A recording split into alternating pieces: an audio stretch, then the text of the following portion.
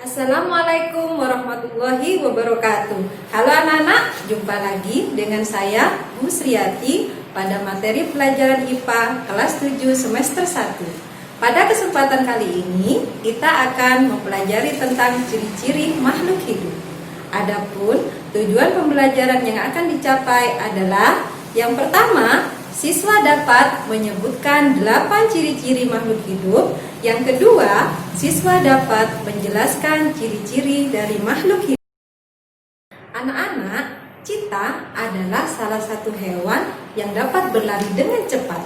Tetapi, mobil juga dapat berlari dengan sangat cepat.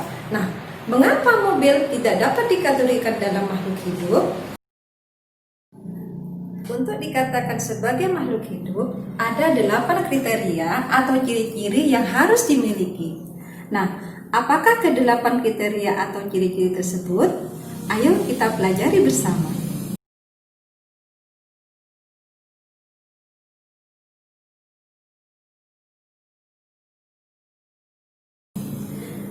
Delapan ciri-ciri atau kriteria yang harus dimiliki sebagai makhluk hidup. Yang pertama adalah bergerak. Cita dan mobil sama-sama punya kemampuan dalam berlari. Tetapi mobil jika tidak dikendalikan oleh manusia, dia tidak akan bisa bergerak. Jadi mobil dapat bergerak karena dikendalikan oleh manusia. Sedangkan cita memiliki kemampuan bergerak sendiri karena dia memiliki tulang dan otot yang bekerja sama sehingga memungkinkan kita untuk dapat bergerak. Yang kedua adalah bernapas. Nah, apa yang dimaksud dengan bernapas? Bernapas adalah kemampuan untuk mengambil oksigen dan mengeluarkan karbon dioksida. Untuk apa oksigen? Oksigen digunakan oleh makhluk hidup untuk proses metabolisme. Setelah proses metabolisme selesai, maka akan menghasilkan karbon dioksida. Nah, karbon dioksida ini bersifat racun tubuh. Yang ketiga adalah tumbuh dan berkembang. Manusia, hewan, tumbuhan mengalami proses tumbuh dan berkembang. Pertumbuhan itu bisa diamati dengan cara melihat pertumbuhan tinggi, diameter, atau bertambahnya volume. Perkembangan bisa. Yang keempat adalah berkembang biak. Apa yang dimaksud dengan berkembang biak? Berkembang biak adalah kemampuan untuk memiliki keturunan. Nah, makhluk hidup berkembang biak dengan tujuan untuk melestarikan jenisnya supaya tidak punah.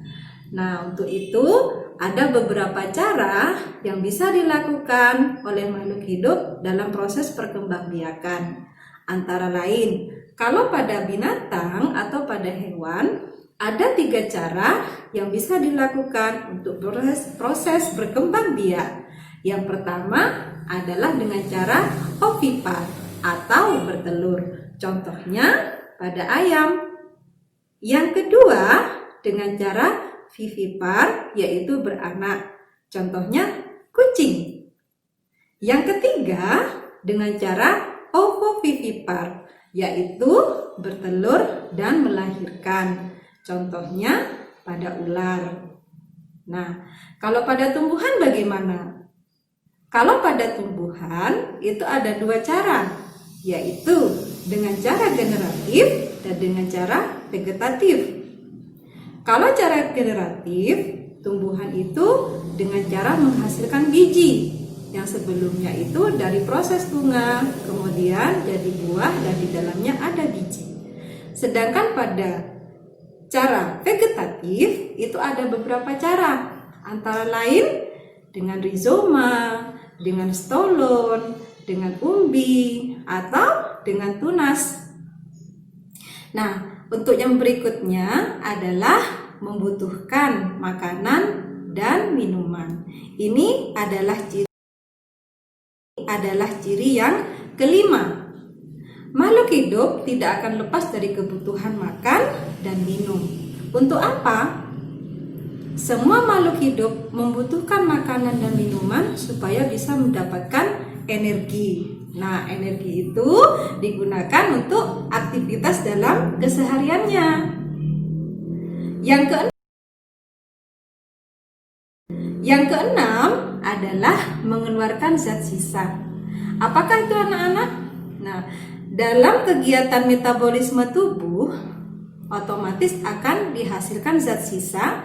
Zat sisa itu harus dikeluarkan dari dalam tubuh karena sifatnya yang sudah menjadi racun jika tidak dikeluarkan.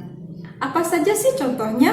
Misalnya, pada saat kita habis berolahraga, ciri yang ketujuh adalah peka terhadap rangsang. Nah, kemampuan makhluk hidup untuk bisa menanggapi rangsang itu disebut dengan iritabilitas. Nah, apa sih contohnya? Contohnya yang paling gampang, kalau kalian melihat tanaman putri malu yang ada di sekitar lingkungan kita, coba saja kalian sentuh pada permukaan daun. Apa yang terjadi dengan daunnya? Daun putri malu pada saat kita sentuh biasanya otomatis akan menutup. Nah, itu adalah kemampuan dari daun putri malu untuk menanggapi rangsang sentuhan. Kemudian apalagi contoh yang lain? Kalau pada kita, pada manusia yang paling gampang, coba saja kalau kita terkena silau dari cahaya matahari. Biasanya otomatis tangan kita akan menutup mata kita karena terkena silau dari cahaya. Itu juga salah satu contoh, yaitu menanggapi rangsang. Nah, untuk ciri yang terakhir atau ciri yang kedelapan adalah adaptasi. Apakah adaptasi itu? Adaptasi adalah kemampuan makhluk hidup untuk menyesuaikan diri dengan lingkungannya. Apa sih contohnya? Yang paling gampang adalah kaktus. Kalau kalian tahu, kaktus itu adalah tumbuhan yang mampu untuk bertahan hidup di tempat yang sangat kering. Contohnya di tempat yang paling panas, yaitu di padang pasir. Mengapa kaktus itu bisa bertahan hidup? Nah, adaptasinya adalah kaktus memiliki daun yang nyaris sangat kecil menyerupai duri. Itu adalah daunnya. Tetapi kaktus memiliki batang yang lebar dan kalau kita pegang itu sangat lembut. Karena di dalam itu kalau kita buka seperti spons yang berfungsi untuk sebagai tempat cadangan air. Jadi pada saat walaupun kering bagaimanapun, kaktus masih bisa tetap bertahan hidup. Nah, anak-anak, itu tadi ke-8 ciri-ciri atau kriteria yang harus dimiliki oleh makhluk hidup. Bagaimana? Gampang bukan? Nah, silakan nanti kalian pelajari kembali supaya lebih memahami apa saja 8 kriteria atau ciri-ciri yang dimiliki oleh makhluk hidup. Kita akan kembali pada pertemuan berikutnya. Baik anak-anak, tetaplah bersyukur karena kalian diciptakan sebagai makhluk yang paling sempurna. Mari kita jaga alam kita supaya tetap lestari. Mari kita jaga kesehatan kita, tetap sehat, tetap semangat.